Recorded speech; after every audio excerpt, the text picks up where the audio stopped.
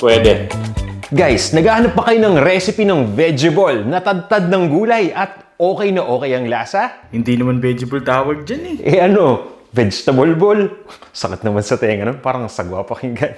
Guys, meron akong dalawang option para sa inyo. At hindi lang yan, meron din tayong dalawang klaseng manong sauce.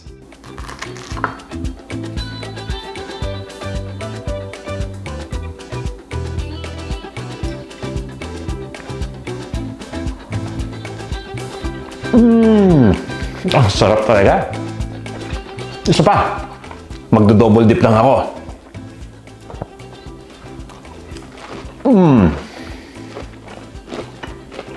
Welcome sa Panlasang Pinoy. Gawa naman tayo ng dalawang klaseng vegetables. O yan hindi ko sinabing vegetable ball At samahan pa natin yan ng dalawang klaseng manong sauces. Ito yung tamis anghang at yung sukang maanghang. Ito yung mga ingredients na gagamitin natin para dito sa ating mga recipe.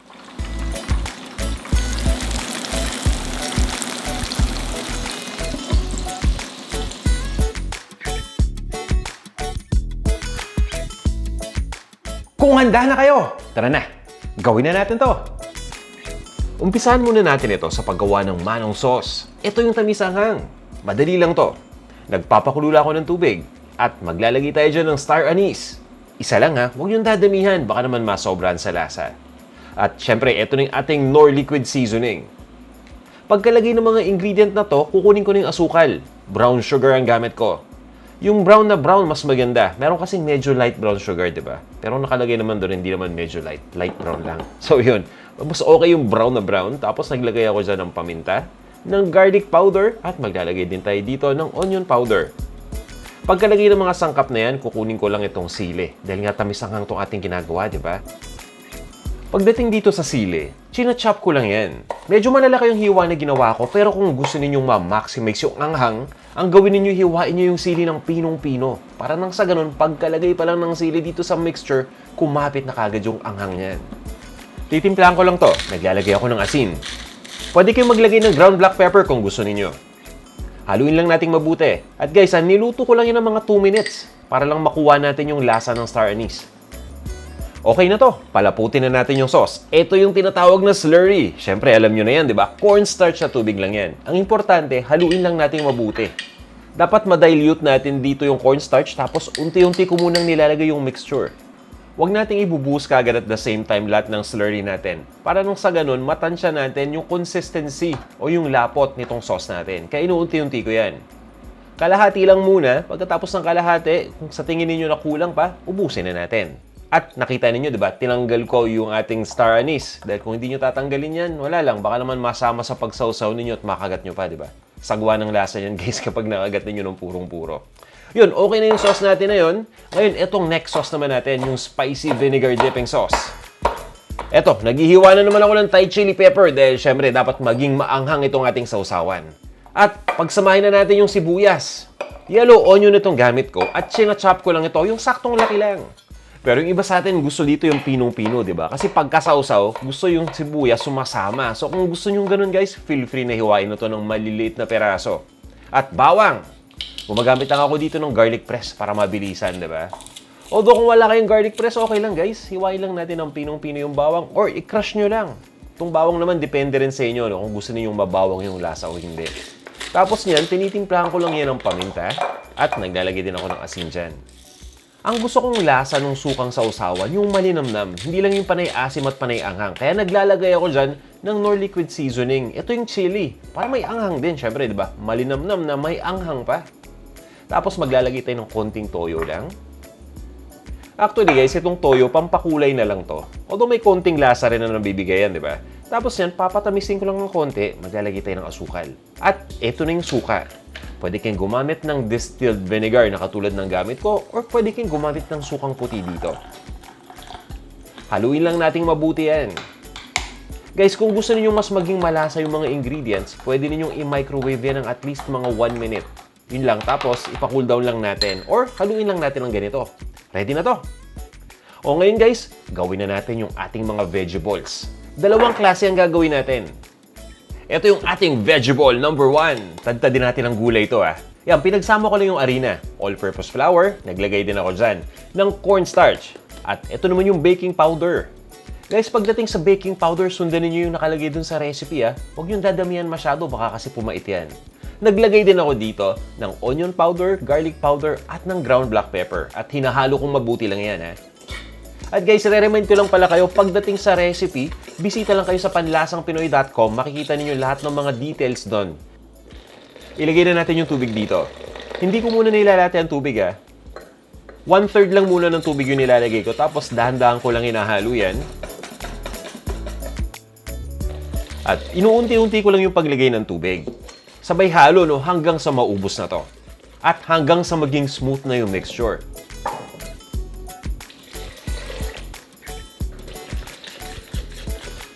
At once na okay na nga yung mixture na katulad nito, ilagay na natin yung ibang mga ingredients pa.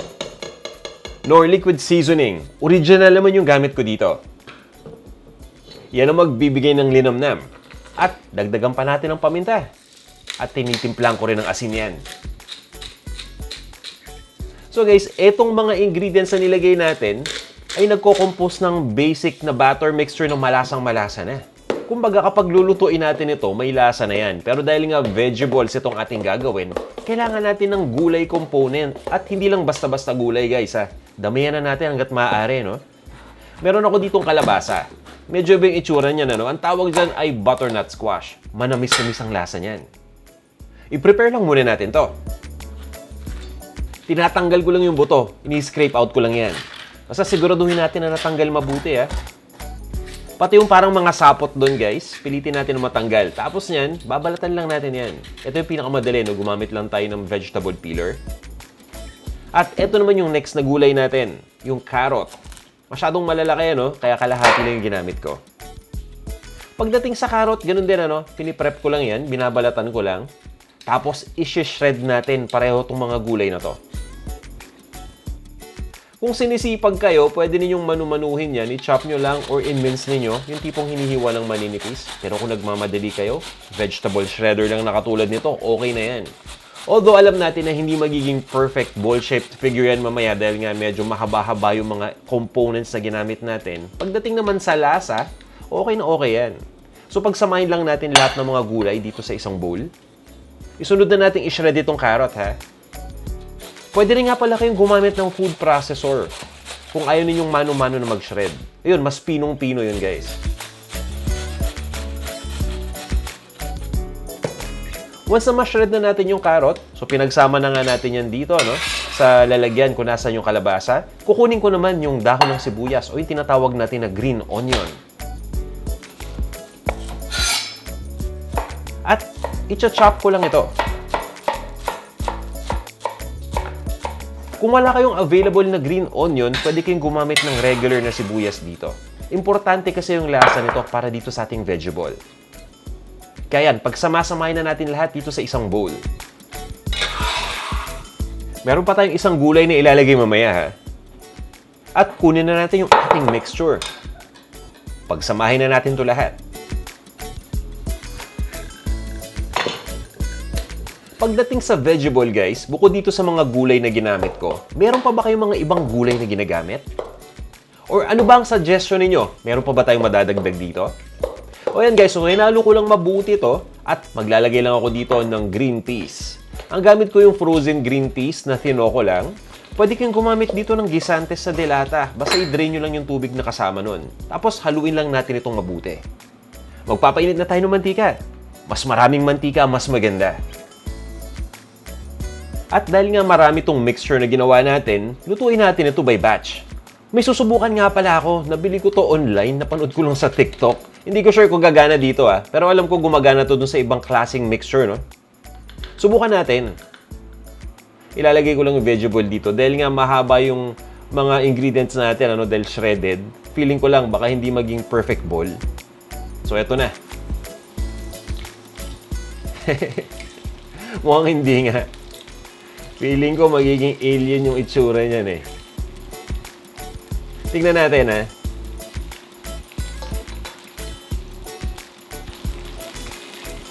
So ayan na. Hala, nagdikit-dikit. Okay lang yan, guys. Pwede naman paghiwalayin yan eh. Ayun. Nagmukhang okay. Okay balls, guys. Pero okay din naman, di ba? At least napaghiwalay-hiwalay. So yun guys, niluto ko lang to hanggang sa maging golden brown na. Mapapansin nyo naman na luto na yan kapag lumutang na eh. So mukhang yung tool na binili ko hindi para dito sa mixture na to. Gagamitin ko yung next time sa ibang mga mixtures natin. Pero for the meantime, gawin muna natin yung traditional. Ito yung tinatawag na dalawang kutsara method.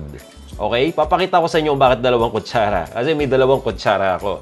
Yan. So ang gagawin natin dyan guys ay magsuscoop lang tayo ng mixture. Tapos yun, pagpapalit-palitin lang natin. At idiretso na natin dito.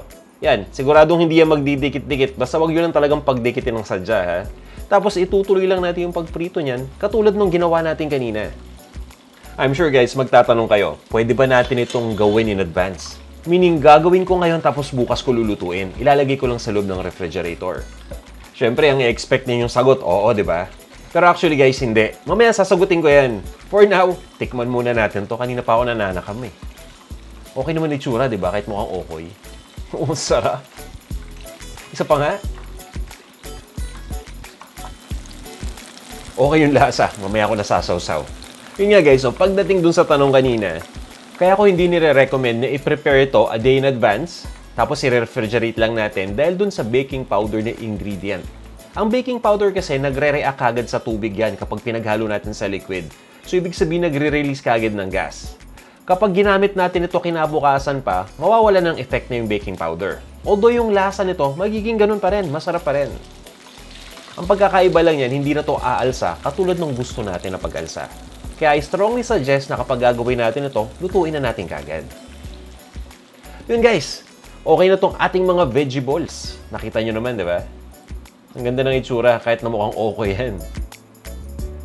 Nilagay ko lang yan sa plato, pinagsama-sama ko lang, tapos nilagyan ko ng paper towel para i-absorb yung mantika. Or pwede ninyong ilagay yan sa wire rack para yung mantika tumulo naman.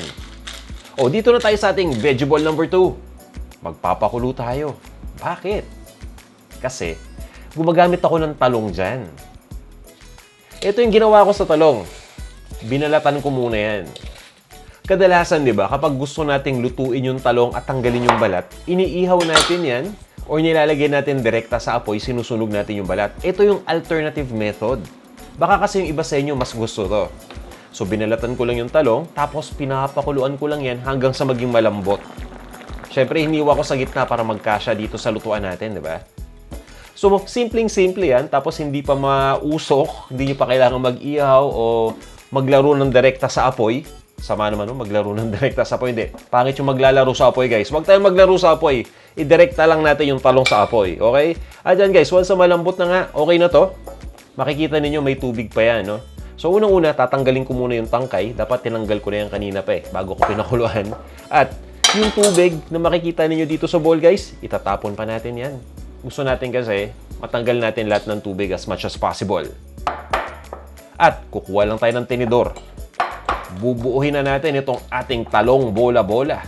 Parang tortang talong lang yan na ginawa nating balls. Maglalagay ako dyan ng sibuyas. Yellow onion to. And again guys, ganun din ano. Chinop ko lang yan. Kung gusto niyo ng mas maliliit, which I recommend you do, yung mas maliit na hiwa, mas maganda. At ito naman yung bawang. So sariwang bawang yan guys, na pinipress ko lang. Pwede kayong gumamit ng garlic powder kung gusto niyo. Haluin lang nating mabuti yan.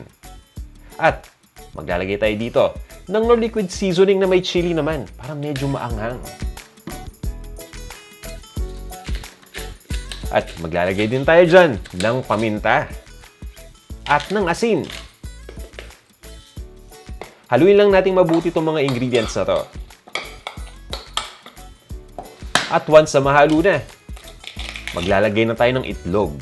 Isang itlog lang. Yan yung magsisilbing binder natin. Pagkalagay ng itlog guys, maglalagay din ako dito ng cornstarch at ng all-purpose flour. Ito yung harina natin.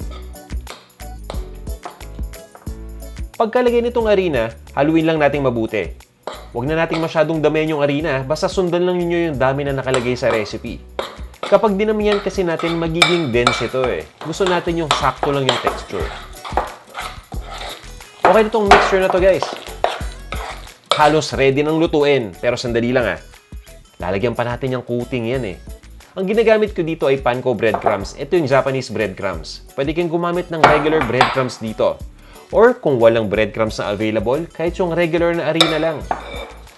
Ilalagay nyo lang yung harina, kagaya ng ginawa ko dito sa breadcrumbs, nasa bowl, no? Tapos, isi-shake lang natin yan at i-coat lang natin itong ating bola-bola mixture.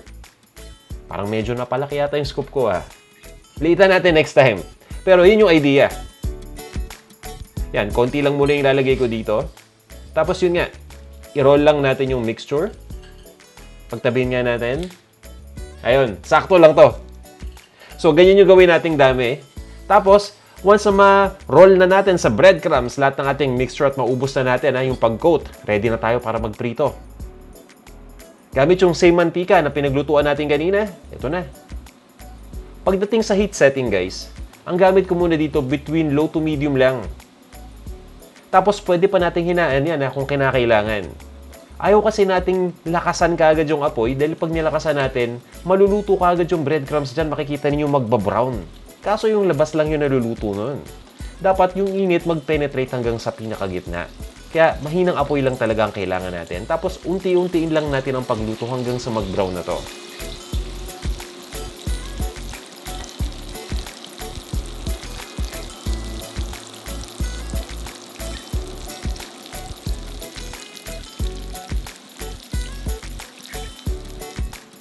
At dahil ngayong mantika na ginamit natin kanina, hindi ganun kadami, so kailangan pa nating baliktarin itong ating talong balls para maluto din yung kabilang side.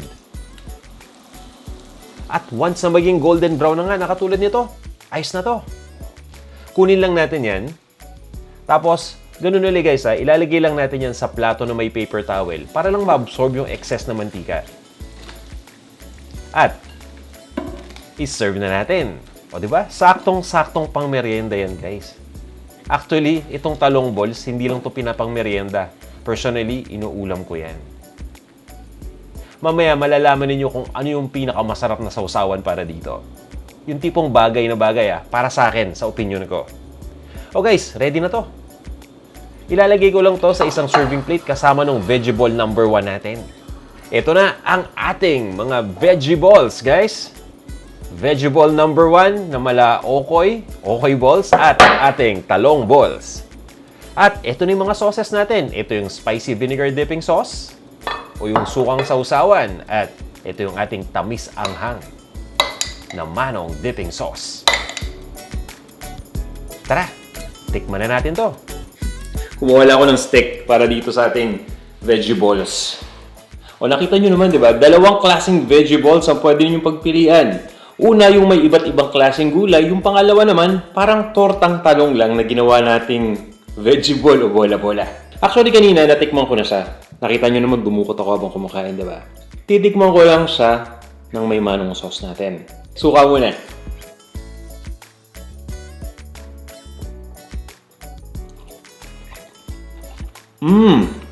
Okay siya. Maanghang lang, pero yung veggie ball natin, guys, sobrang lasa. Nagmukha lang siyang okoy. So, pwede niyong tawaging okoy balls to, no? Dahil nga siguro, ang ginawa ko dito ay hindi ko hiniwa ng maliliit yung mga gulay. Kumbaga, shredded ko lang. Pero kapag hiniwa ko to ng maliliit, hindi niyo makikita yung mga nakausling ganyan. Tikman naman natin itong next manong sauce.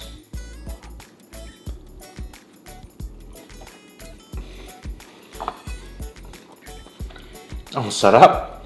So guys, ito yung tamis anghang sauce. Kapag bumibili tayo ng fresh ball, or squid balls, ang sarap. Kaya gusto kong umpisahan tong sauce na to dito sa ating talong veggie balls.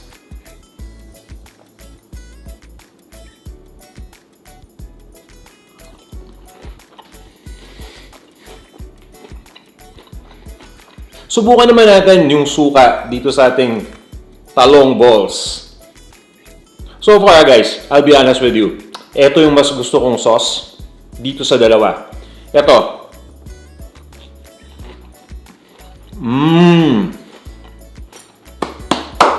Pwede. Sa tingin ko, pwede ako makapagkanin o ulam ko itong ating talong balls sa sasawsaw ko sa suka. Okay na okay yung lasa. Veggie ball. Naalala ko lang to nung bata ako sa Pilipinas. Nung mga panahon na yun dati, uso yung fish ball, squid ball. medyo mahal yung squid ball. So, fishball magsasawa ka. May isang option, veggie ball. Ganun din. Para siyang masa, tapos piniprito. Yun, mas mura. Panalo naman guys Kung umiiwas kayo sa karne guys, saktong-sakto to para sa inyo. Ano ba sa tingin niyo sa dalawa ang mas okay para sa inyo? Ito bang hawak ko ngayon? Or, pagsabay na nga natin. Or etong pangalawa, yung talong balls. Yan, huwag tayong mag-double dip. Natitempt ako na isaw-saw. Wala namang makakakita, Kayo po nagdo-double dip din? Wow! Ito yung ating dalawang klaseng veggie balls with matching manong sauces. Tara, kain na tayo!